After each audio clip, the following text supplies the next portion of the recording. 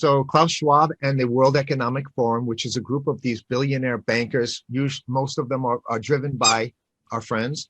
And what's happening is that they're the ones who are taking the plans of the Israeli Mossad, which would be the ones who are the former Israeli intelligence, are the ones who are operating the security of the United States, the securing of the critical infrastructure, securing of the power supply, they run the software that runs the FBI or secures the FBI. They've invented the software that runs the NSA, all this stuff. So this is all former Israeli intelligence, right? Okay, so Klaus Schwab and his Israeli intelligence buddies, and sponsored by Sberbank in Russia, which is strange, is having an exercise called Cyber Polygon. Cyber Polygon is occurring in July.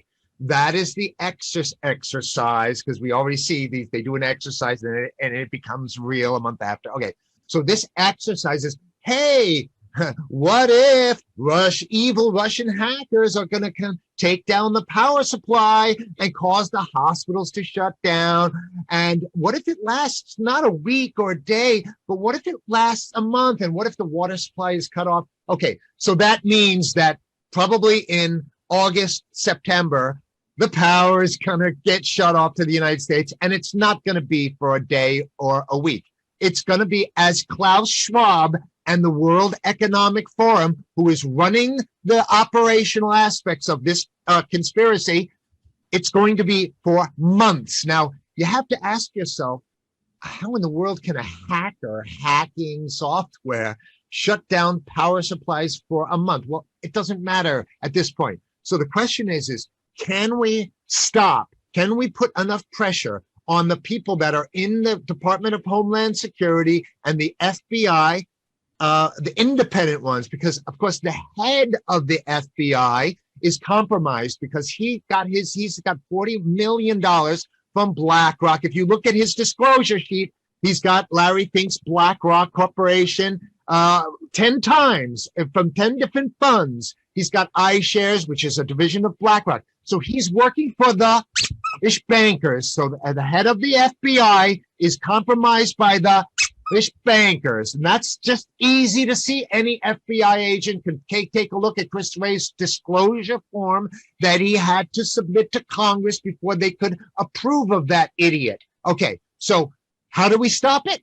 Well, there's another thing that's going to converge at the same time as the blackout.